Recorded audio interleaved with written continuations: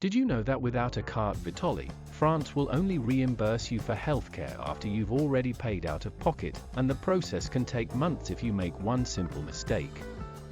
Here's how to get yours fast. First, register with your local CPAM office, that's the Caisse Primaire d'Assurance Maladie. You'll need your S1 form if you're coming from the UK, or proof of salaried work, a long-stay visa, or residency for other expats. Submit everything through ameli.fr, that's ameli.fr, France's official health insurance portal. Second, gather your documents, passport, proof of address dated within 3 months, your titre de séjour or visa, and your birth certificate with an official French translation by a certified translator. Missing that translation is the #1 delay.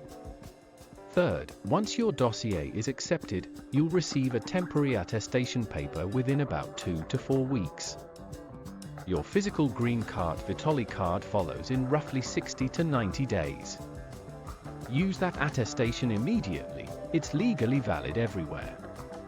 Now, the critical mistake, do not wait until you're sick to start this process. Gaps in coverage mean you absorb 100% of costs, and French specialists are not cheap. This is general information only, always consult a qualified professional. Subscribe, we help expats in Europe navigate the system every single day.